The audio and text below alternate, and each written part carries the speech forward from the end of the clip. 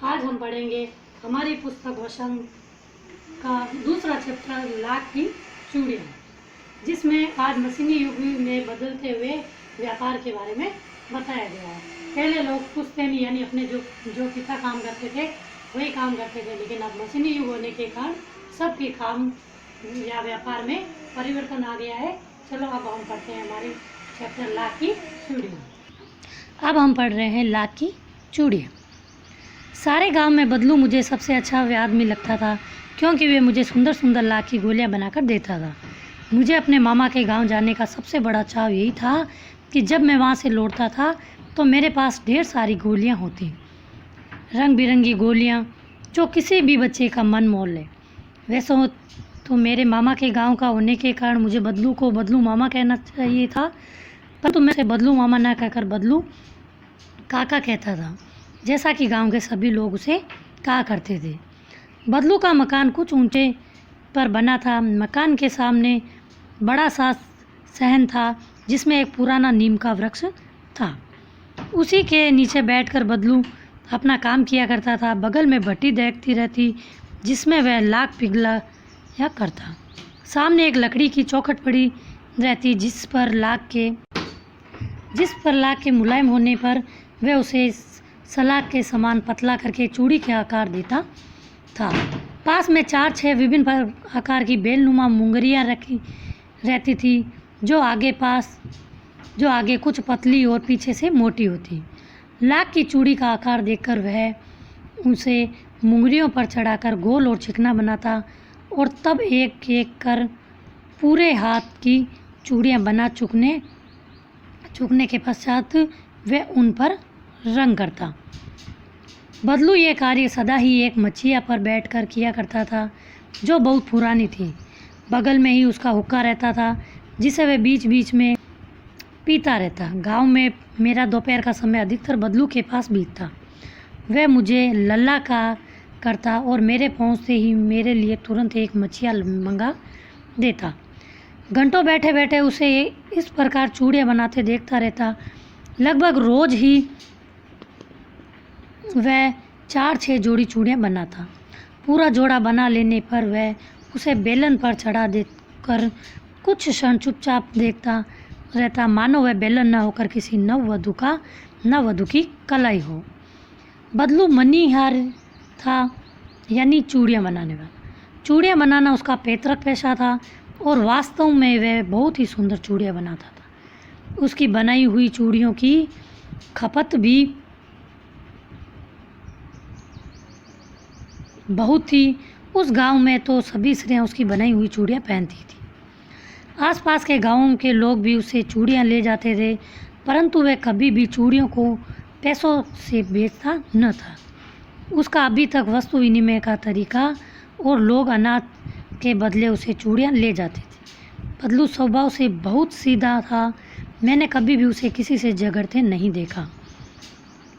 हाँ, शादी विवाह के अलावा वह अवश्य जिद पकड़ जाता था।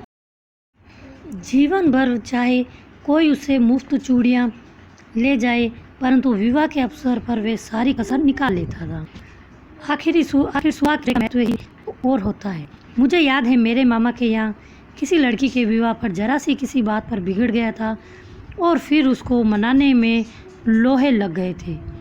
विवाह में इसी जोड़े का मूल्य इतना बढ़ जाता था कि उसके लिए उसकी घर को सारे वस्त्र मिलते, ढेरों अनाज मिलता, उसको अपने लिए पगड़ी मिलती, और रुपए जो मिलते सो अलग।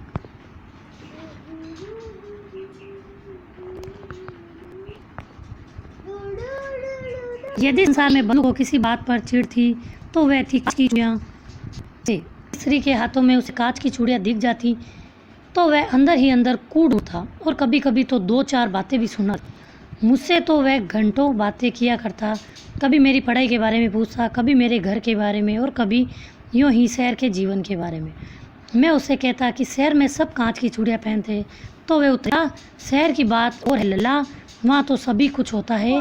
वहाँ तो औरतें अपने मर्द का हाथ पकड़कर सड़कों पर घूमती भी है, और फिर उनकी कलाई नाजुक होती है ना।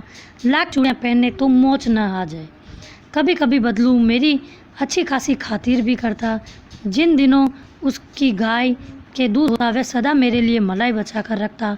और आम की फसल में तो मैं तो रोज़ ही उसके यहाँ से 2-4 आम खा आता। परंतु इन सब बातों के अतिरिक्त जिस कारण वह मुझे अच्छा लगता वह ये था, लगभग रोज़ ही वह मेरे लिए 1-2 गोलियाँ बना देता। मैं बहुधा हर गर्मी की छुट्टियों में अपने मामा के यहाँ चला जाता और 1-आध महीने वहाँ रहकर स्कूल खुलने के समय तक वापस आ जाता। परंतु 2-3 बार ही मैं अपने मामा के यहाँ गया होगा। अभी मेरे पिता की एक दूर के शहर में बदली हो गई और एक लंबी अवधि तक मैं अपने मामा के गांव नहीं जा सका। लगभग 8-10 वर्षों के बाद जब मैं वहाँ गया तो इतना बड़ा हो चुका था कि लाख की चूड़ियों में मेरी रुचि नहीं रह गई थी। अतः गांव में होते हुए भी कई दिनों तक मुझे बदलू का ध्यान न आया। इस बीच मैंने देखा कि गांव में लगभग सभी स्त्रियाँ कांच की चूड़ियाँ पहनने हैं। विरले ही हाथों में मैंने लाख की चूड़ियाँ देखी। तब एक दिन सहसा मुझे बदलू का ध्यान आया। बात ये हुई कि बारात में मेरे मामा की छोटी लड़की आंगन में फिसल कर गिर पड़ी और उसके हाथ की कांच की चूड़ियाँ टूटकर उसकी कलाई में घुस गई और उससे खूब खून बहने लगा। मेरे मामा उस समय घर पर न थे, मुझे ही उसकी मरहम पट्टी करनी पड़ी। तभी सहसा मुझे बदलू का ध्यान आया और मैंने सोचा कि उससे मिल आऊँ। अतः शाम को मैं घूमते घूमते उसके घर चला गया। बदलू वहीं चबूतरे पर नीम के नीचे एक खाट पर लेटा था। नमस्ते बदलू काका, मैंने कहा। नमस्ते भैया, उसने मेरी नमस्ते का उत्तर दिया और उठकर खाट पर बैठ गया। परंतु उसने मुझे पहचाना नहीं और देर तक मेरी ओर निहारता रहा, यानी देखता रहा। मैं हूँ जनार्दन काका, आपके पास से गोलियाँ बना कर ले जाता था, मैंने अपना परिचय दिया। बदलू फिर भी चुप रहा, मानो वह अपनी स्मृति पटल पर अतीत के चित्र उतार रहा हो। और तब वह एकदम बोल पड़ा, आओ आओ लल्ला, बैठो, बहुत दिन बाद आए हो। हाँ, इधर आना नहीं हो सका काका, मैंने चारपाई पर बैठते हुए उत्तर दिया। कुछ देर फिर शांति रही। मैंने इधर उधर दृष्टि दिखाई, न तो मुझे उसकी मछियाई नजर आई, न ही भट्टी। आजकल काम नहीं करते काका, मैंने पूछा। नहीं लल्ला, काम तो कई साल से बंद है। मेरी बनाई चूड़ियाँ कोई पूछे तब तो गांव गांव में कांच का प्रचार हो गया है। वह कुछ देर चुप रहा, फिर बोला, मशीनी युग है ना लल्ला, आजकल सब काम मशीन से होता है, खेत भी मशीनों से जोते जाते हैं। और फिर जो सुंदरता कांच की चूड़ियों में हो, लाख में कहाँ संभव है। लेकिन कांच बड़ा खतरनाक होता है, बड़ी जल्दी टूट जाता है, मैंने कहा। नाजुक तो फिर होता ही है लल्ला। कहते कहते उसे खांसी आ गई, वह देर तक खांसता रहा। मुझे लगा उसे दमा है। अवस्था के साथ साथ उसका शरीर ढल चुका था। उसके हाथों पर और माथे पर नसें उभर आई थी। जाने कैसे उसने मेरी शंका भांप ली और बोला, दमा नहीं है मुझे, फसली खांसी है, यही 1-2 महीने से आ रही है, 10-15 दिन में ठीक हो जाएगी। मैं चुप रहा।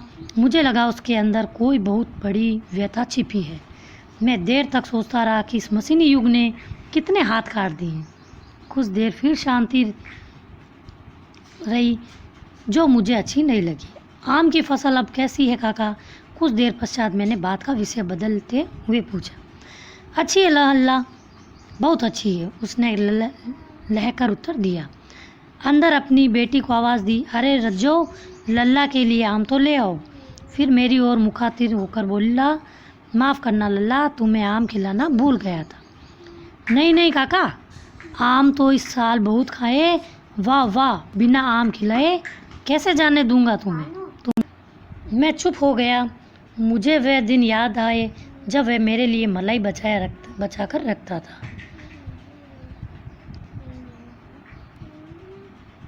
गाय तो अच्छी है ना काका, मैंने पूछा।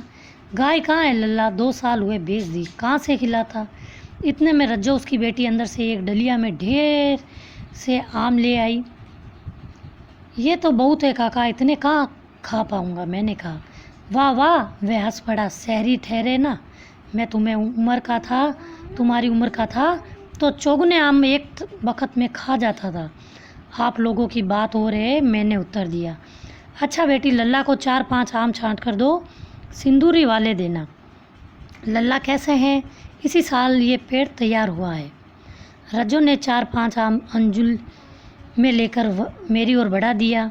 आम लेने के लिए मैंने हाथ बढ़ाया तो मेरी निगाह एक क्षण के लिए उसके हाथों पर ठिठक गई। गोरी गोरी कलाइयों पर लाख की चूड़ियाँ बहुत ही फब रही थी। बदलू ने मेरी दृष्टि देख ली और बोल पड़ा, यही आखिरी जोड़ा बनाया था जमींदार साहब की बेटी के विवाह पर। 10 आने पैसे मुझको दे रहे थे। मैंने जोड़ा नहीं दिया, कहा शहर से ले आओ। मैंने आम ले लिए और खाकर थोड़ी देर पश्चात चला आया। मुझे प्रसन्नता हुई कि बदलू ने हार कर भी हार नहीं मानी थी। उसका व्यक्तित्व एक कांच की चूड़ियों जैसा न था कि आसानी से टूट जाए।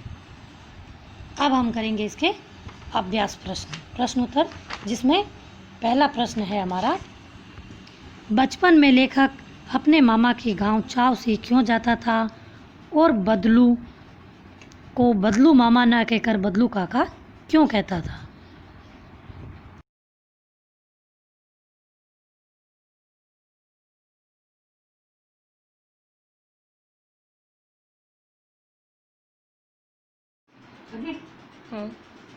पहले प्रश्न का उत्तर है, लेखक के मामा के गांव में लाख की चूड़ियां बनाने वाला कारीगर बदलू रहता था। वह लेखक को बहुत सारी लाख की रंग बिरंगी गोलियां देता था, इसलिए लेखक अपने गांव मामा के गांव छाव से जाता था।